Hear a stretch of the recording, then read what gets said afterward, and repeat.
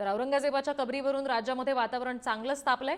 अहिल्यानगर शहराजवळील आलमगीर इथे 1707 साली औरंगजेबाचा मृत्यू झाला होता आणि या ठिकाणाहून औरंगजेबाचं शव दफनविधीसाठी संभाजीनगर या ठिकाणी आणण्यात आलं होतं।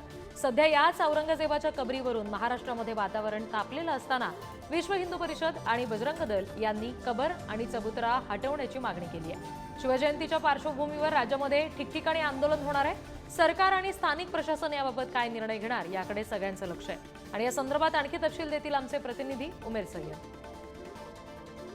मध्ये औरंगजेबाचा अहिल्यानगर येथील आलमगीर या ठिकाणी मृत्यू झाला होता आणि त्या ठिकाणी त्याला शेवटची अंघोळ म्हणजेच गुसल देण्यात आली होती आणि हाच तो चबुतरा आहे आलमगीर परिसरामध्ये ज्या ठिकाणी औरंगजेबाला शेवटची अंघोळ म्हणजे गुसल देण्यात आली होती आणि याच ठिकाणाहून त्याचा शव संभाजीनगर या ठिकाणी दफनविधी करण्यासाठी नेण्यात आला होता आणि आता हा चबुतरा त्याचप्रमाणे संभाजीनगर येथील जी कबर आहे ती तोडण्यासंदर्भात विश्व हिंदू परिषद असेल किंवा बजरंग दल असेल हे आक्रमक होताना आपल्याला पाहायला मिळत आहे।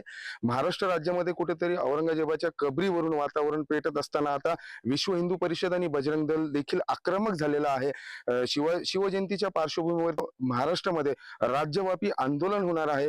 जिल्हाधिकारी कार्यालय असेल तहसील कार्यालय असेल या ठिकाणी ठिकठिकाणी जे आहे तर ते आंदोलन करण्यात येणार आहे आणि निवेदन देण्यात येणार आहे। त्याच पार्श्वभूमीवरती लवकरात लवकर जर प्रशासन असेल किंवा सरकार असेल यांनी हा चबुतरा त्याचप्रमाणे संभाजीनगर येथील जी औरंगजेबाची कबर आहे ती लवकरात लवकर जर नाही काढली तर येत्या काळात मोठं आंदोलन छेडण्याचा इशारा विश्व हिंदू परिषद आणि बजरंग दल यांनी दिलाय।